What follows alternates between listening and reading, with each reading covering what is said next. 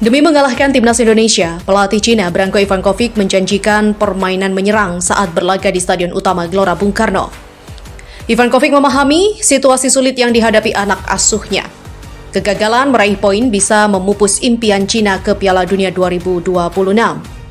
Oleh karena itu, kemenangan atas timnas Indonesia jadi target, dan untuk memenuhi target tersebut, pola permainan menyerang bakal jadi tumpuan. Kalau mau masuk babak kualifikasi selanjutnya, langkah pertamanya adalah menang di laga ini lawan Indonesia, sehingga tim ini harus bermain ofensif dan berani menyerang, kata Ivankovic dilansir dari Yahoo. Tentu kami harus menggunakan alokasi taktik yang masuk akal untuk pemain, dan para pemain harus berlari kencang untuk mengimplementasikan pendekatan taktik dan meraih target, sambung pelatih asal Kroasia itu. Ivankovic pun yakin anak asuhnya bisa mengemban tugas berat dan penuh tekanan saat melawan timnas Indonesia dan Bahrain. Sebagai atlet profesional, apalagi mereka terpilih masuk ke timnas, mereka harus bisa menangani tekanan dalam pertandingan. Kami percaya pemain bisa mengubah tekanan jadi motivasi, ucap pria yang pernah melatih timnas Iran dan juga Oman. Menyerang total bisa menjadi bumerang bagi Cina, juga bisa menjadi buruk bagi timnas Indonesia jika para bek timnas Indonesia tidak waspada. Cina yang baru mengemas 6 poin dari 8 laga menempati peringkat buncit di grup C yang berisi 6 kontestan. Dengan sisa 2 laga, Cina dipastikan tidak bisa masuk ke posisi 2 besar. Satu-satunya cara menjaga kesempatan ke Piala Dunia tetap terbuka adalah menempati posisi 4 besar dan kemudian berlaga pada babak keempat kualifikasi Piala Dunia 2026. Sementara Indonesia setidaknya butuh 4 poin dari 2 laga sisa untuk mengamankan asa menuju Piala Dunia tahun depan. Berita selanjutnya, bek kawakan Jordi Amat seakan menghilang dari pemusatan latihan atau TC Timnas Indonesia, padahal ia sudah tiba di Bali. Timnas Indonesia sudah memulai rangkaian TC untuk persiapan melawan Cina di kualifikasi Piala Dunia 2026 sejak Senin 26 Mei 2025. Namun yang menjadi pertanyaan, mengapa Jordi Amat tak terlihat dalam barisan pemain? Padahal bek yang berkarir di Johor Darul Ta'zim ini sudah berada di Pulau Dewata. Ia bahkan mengungkapkan fasilitas tempat latihan di Bali sangat bagus. Nah, di hari kedua TC pada Selasa 27 Mei 2025, Jordi Amat juga tak menampakkan batang hidungnya lagi.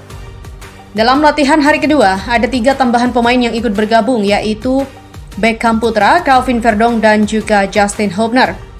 Menghilangnya Jordi Amat lantas membuat banyak netizen penasaran kemana bek 33 tahun itu pergi. Kenapa Jordi Amat tidak ada? Padahal dia sudah datang, komentar Aldi. Pangeran Jordi tidak kelihatan latihan, seru Blue. Ada yang tahu kenapa Jordi Amat 2 hari tidak ikut latihan? Tulis dia. Menariknya, ketika Jordi Amat absen 2 hari latihan, akun media sosial Timnas Indonesia mengunggah kode emoji Garuda dengan telepon. Hal ini menandakan bakal ada nama lain yang kemungkinan dipanggil oleh Patrick Kluivert ke tim Merah Putih. Apalagi Patrick Kluivert tidak menutup pintu untuk memanggil pemain baru lagi ke skuad Garuda. Sebelumnya, pelatih asal Belanda tersebut mencoret Septian Bagaskara yang mengalami cedera. Sebagai gantinya, pelatih 48 tahun itu memanggil Beckham Putra ke timnas Indonesia. Nah, situasi tersebut bisa saja membuat Patrick Kluivert akan mencoret Jordi Amat diganti pemain lain. Salah satu nama yang diinginkan banyak supporter adalah bek jangkung Elkan Bagot untuk dipanggil lagi. Namun, Patrick Kluivert juga menjelaskan bagaimana situasi Elkan Bagot untuk dipanggil ke timnas Indonesia. Dia bilang bahwa dia takut kehilangan posisinya di klub tempat dia bermain, jadi dia memilih untuk tidak dipanggil, jelasnya.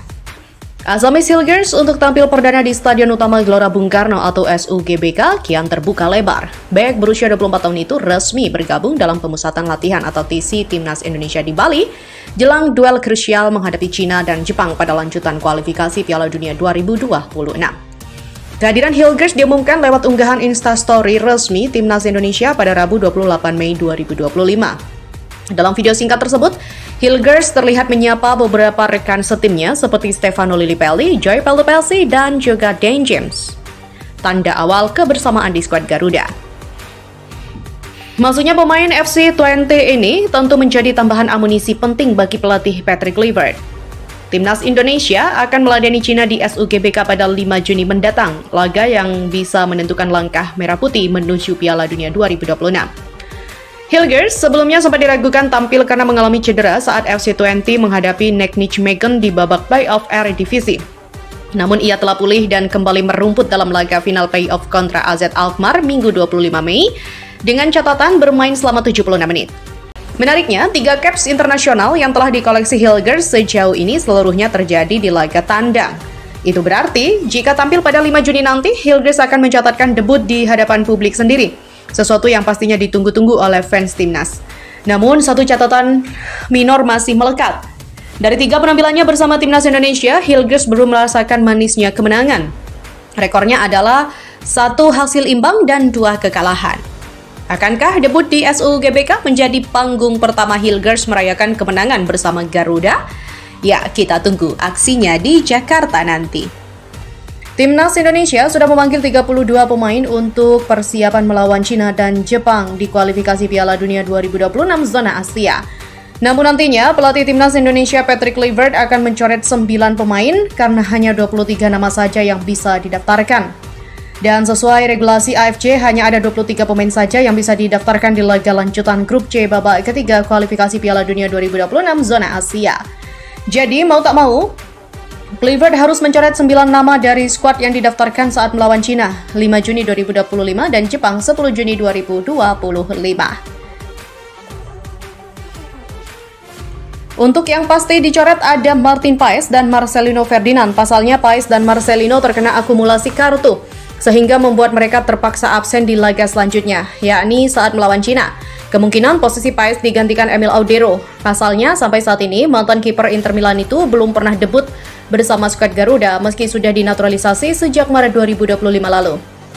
Untuk posisi Marcelino Ferdinand, kemungkinan bisa diambil alih oleh Ricky Kambuaya atau Rafael Struijk.